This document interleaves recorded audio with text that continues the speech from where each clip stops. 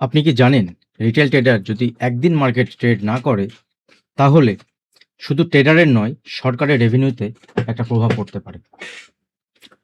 তাই 12ই আগস্টের no trading day শুধু একটা দিন নয়, এটা আপনার থেকে একটা মেসেজ। 12ই আগস্ট কিছু trading community no trading day পালন করার উদ্যোগ নিয়েছে। আপনি এতে পার্টিসিপেট করবেন কি করবেন না এটা সম্পূর্ণ আপনার ব্যক্তিগত সিদ্ধান্ত, কিন্তু একটা প্রশ্ন আপনাকে বা আমাদের সবাইকে করা উচিত।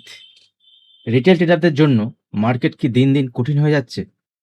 একবার ভাবুন, আপনি মার্কেটে ট্রেড করছেন এবং ট্রেড করার সঙ্গে সঙ্গে আপনাকে দিতে হচ্ছে STT, GST, stamp duty, exchange charges, আরও বিভিন্ন চার্জেস। ব্রোকারেজ তো আছে, ওটা ব্রোকার পায়। আপনি লাভ করুন বা লস করুন, অনেক ট্রানজাকশন বেসড চার্জ এগুলো কিন্তু আপনাকে দিতেই হচ্ছে। তার উপর আপনার লাভ হচ্ছে বা না হচ্ছে সেটা আলাদা ব্যাপার। আর যদি লাভ হয়, লাভ যদি আপনি করেন তারপরেও আবার এসটিসিজি বা LTCG, long term capital gain, short term capital gain তো আছেই।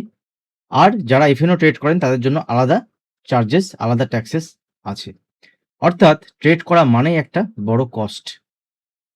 এবার আসি এসটিটি এর কথায়। দেখুন, এসটিটি গভর্নমেন্ট বলছে ডেরিভেটিভে অতিরিক্ত স্পেকুলেশন কমাতে এবং মার্কেটকে আরও ডিসিপ্লিন করতে তারা এই এসটিটি বাড়ানোর পদক্ষেপ নিয়েছিল। কয়েকদিন আগে আমরা দেখেছি। শুনতে ভালো, কিন্তু সত্যি কথা বলতে গভর্নমেন্টের এখনো কোনো স্টেপ এরকম লাগেনি।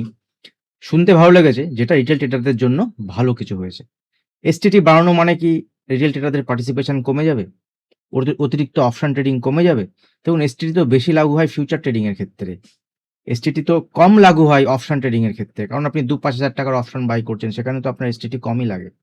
যেটা একটা সুবিধা ছিল আগে লিভারেজ ট্রেডিং, যেটা বিভিন্ন স্টকে ইন্টারডে বেসিসে করা যেত, সেই লিভারেজ ট্রেডিংটা বন্ধ হয়ে গেছে। যেখানে আপনি কম টাকাতে স্টকে কাজ করতে পারতেন। সেখান থেকে কেন অপশনে মানুষ এসেছিল? Because of high leverage. একটা মডারেট লিভারেজ ছিল, সেখান থেকে হাই লিভারেজ। তাই রেগুলেশন অবশ্যই দরকার, কিন্তু প্রশ্ন হচ্ছে রিটেল ট্রেডারকে প্রোটেক্ট করতে গিয়ে এমন কোনো ব্যবস্থা হচ্ছে না তো, যে যার ফলে সৎভাবে মার্কেটে ট্রেড করাটা ধীরে ধীরে কঠিন থেকে আরো কঠিনতম হয়ে যাচ্ছে। মার্জিনের কথাও ধরুন। আগে ছোট ক্যাপিটাল, যেটা বললাম আপনাদের সঙ্গে, যে নিয়ে কাজ করত। কিন্তু সেখান থেকে অপশন ট্রেডিং আসার পরের থেকে মার্জিনে অনেক মানে হিরো জিরো বা এইসব অ্যাক্টিভিটির জন্য কিন্তু মানুষের মধ্যে এটা একটা রিস্ক বেড়ে গেছে। তো রিস্ক কম করার কথা যদি বলা হয়, যে ছোট ক্যাপিটাল যারা নিয়ে কাজ করে মার্কেটে, রিটেল ট্রেডার, তাদের জন্য কিন্তু ভাবা উচিত। তাদেরকেও সুযোগ দেওয়া উচিত। দিনে দিনে দেখা যাচ্ছে যে তাদের সুযোগ মার্কেট থেকে কমে যাচ্ছে। তাই আমার বক্তব্য একদম পরিষ্কার, যে রেগুলেশন চাই, কিন্তু রেগুলেশন এমন হওয়া উচিত যাতে ট্রেডার নিরাপদ থাকে। ট্রেডার নিরাপদ থাকে আর মার্কেটে তার পার্টিসিপেশনও অযথা বন্ধ না হয়ে যায়। এবার আসি নতুন সিএএস যে সিস্টেম, এক কথায় সেই সিএএস সিস্টেমের কথাই যদি আমরা বলি, ক্লোজিং অকশন সিস্টেম, যেটা আমরা 3rd আগস্ট মানে আগস্টের ৩ তারিখ থেকে বা 3rd অগাস্ট থেকে যেটা চালু হয়েছে, এর উদ্দেশ্য হচ্ছে মার্কেটের একটা ক্লোজিং প্রাইস আরো ভালোভাবে ডিটারমাইন করা। কিন্তু রিটেল ট্রেডারদের এখানে পার্টিসিপেশনই কোথায়?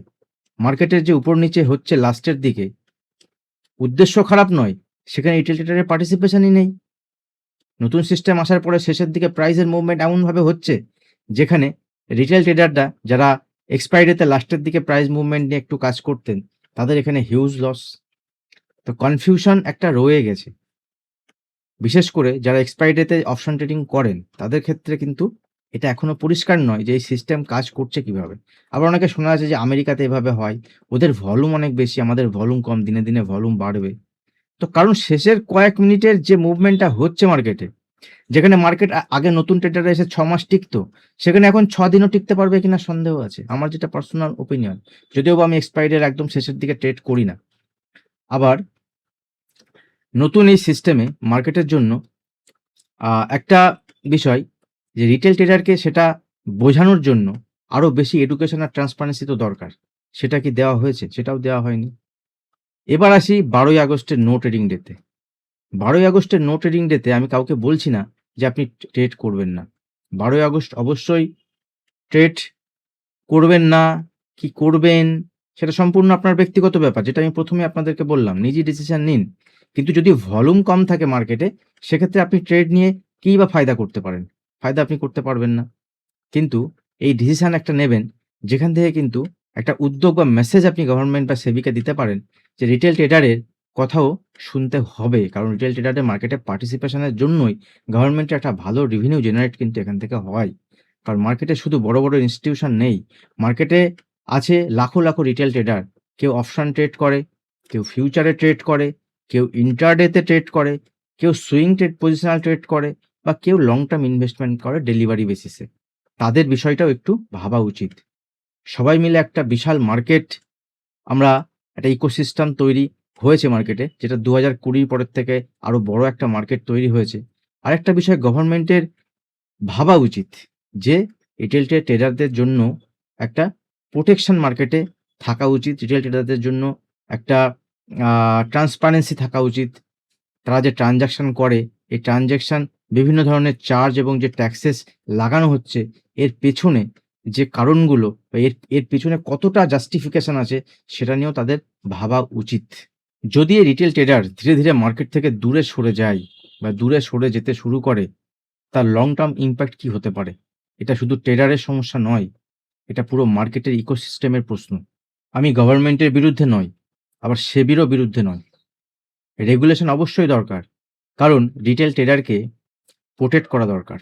কিন্তু প্রোটেকশন আর রেস্ট্রিকশন, এই দুটোর মধ্যে একটা ব্যালেন্স থাকা দরকার। আমাদের দরকার এমন একটা মার্কেট যেখানে ট্রেডার নিরাপদ থাকবে, মার্কেট ট্রান্সপারেন্ট থাকবে আর রিটেল ট্রেডারের ভয়েসও শোনা হবে। আপনার কি মতামত? ১২ই আগস্টের নো ট্রেডিং ডে নিয়ে আপনি কি ভাবছেন? কমেন্ট করে জানান। আর এই ভিডিওটা একজন ট্রেডার বন্ধুর সাথে অবশ্যই শেয়ার করুন। আর যদি ভিডিওটি ভালো লাগে, লাইক করুন। যারা এখনো ফলো করেননি, চ্যানেল সাবস্ক্রাইব করেননি, অবশ্যই চ্যানেল সাবস্ক্রাইব করে বেল আইকন প্রেস করুন। দেখা হবে নেক্সট ভিডিওতে। ধন্যবাদ।